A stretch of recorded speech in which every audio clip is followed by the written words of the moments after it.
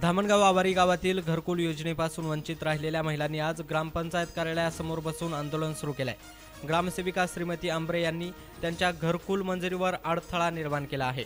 ग्रामपंचायतीने घरकुलांसाठी सर्वानुमते ठरावही मंजूर केला होता।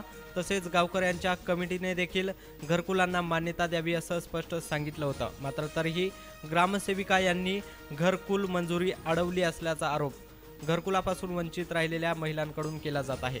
जागा अतिक्रमणात असल्यानं घरकुले मंजूर केली जाऊ शकत नाही असं ग्रामसेविका म्हणतात। मात्र याच परिसरात अनेक जुनी घरं आहेत आणि घरकुल देखील आधी मंजूर झालेली आहेत। हीच जागा शासनाची असेल तर मग याच परिसरात आधी बांधलेली इतर घरे कशी मंजूर झाली आणि यांनाच आता वेगळं मापदंड का, असाही सवाल उपस्थित केला जात आहे। तसेच या ग्रामसेविकेच्या अनेक तक्रारी आता समोर येत आहेत। प्रतिनिधी गणेश आबारी, MH मराठी, धामणगाव आवारी, अकोले, अहिल्यानगर।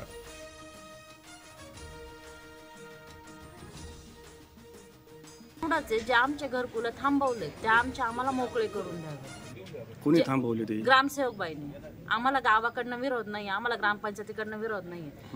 ग्रामपंचायतीने ठराव देऊन सुद्धा ग्रामसेवक बाई आमचं ऐकत नाही। अख्खा गाव सांगते, कमिटी सांगते की ह्यांच्या घरकुलांना मान्यता द्या, पण ग्रामसेवक बाईचं म्हणणं असं आहे का तुम्ही अतिक्रमण मध्ये, जर आम्ही अतिक्रमण मध्ये तर आतापर्यंत जी घरं बांधली गेली ती पण अतिक्रमण मध्ये असायला पाहिजे ना। मग आमच्या बाबतीत वेगळा नियम आणि त्यांच्या बाबतीत वेगळा नियम, आम्ही कसं सहन करायचं? मग आम्हाला काहीतरी न्याय द्या।